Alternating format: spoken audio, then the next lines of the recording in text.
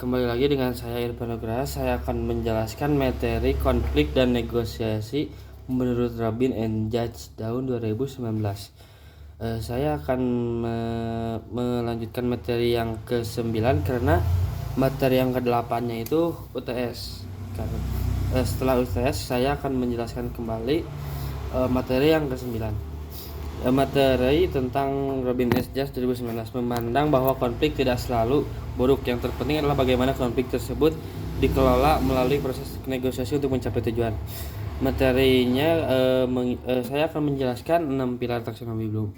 Yang pertama ada mengingat definisi dan jenis-jenis konflik. Konflik sebuah proses yang dimulai ketika satu pihak merasa bahwa pihak lain telah memengaruhi secara negatif sesuatu yang diperlukan pihak pertama.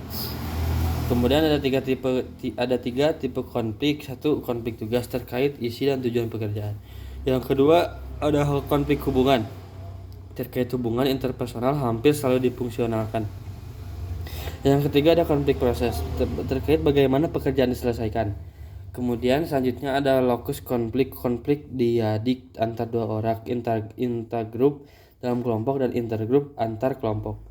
Yang kedua ada memahami understanding. Penjelasannya bahwa konflik 5 tahap memahami alur mulai dari potensi pertentangan, kognisi dan personalisasi, niat, intensi, perilaku hingga hasil.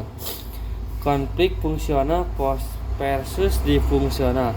Memahami bahwa konflik fungsional mendukung tujuan berkelompok dan meningkatkan kinerja, sedangkan disfungsional menghambat kinerja.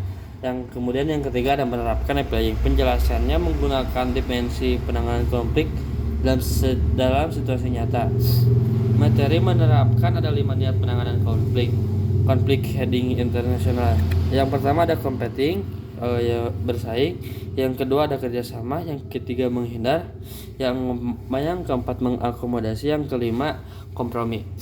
Contohnya, seorang manajer gaya kolaborasi saat dua departemen memiliki tujuan berbeda namun sama-sama penting guna mencari solusi menang ke menang.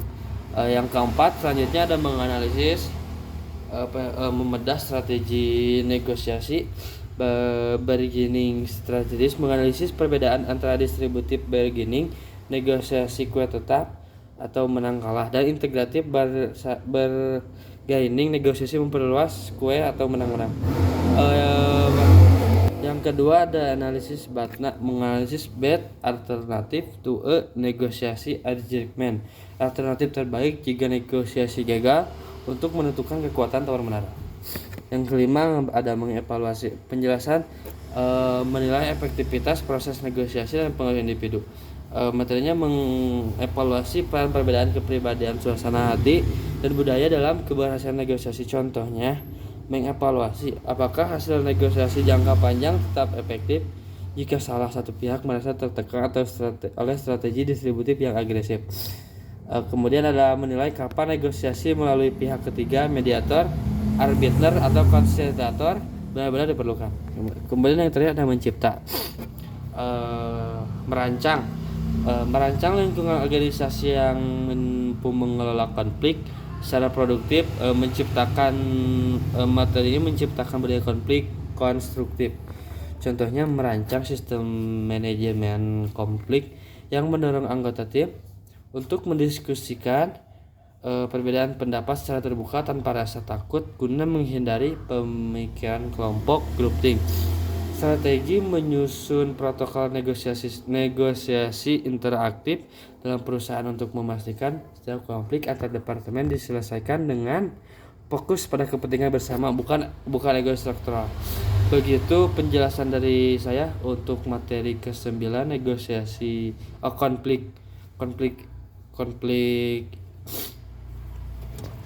untuk konflik dan negosiasi.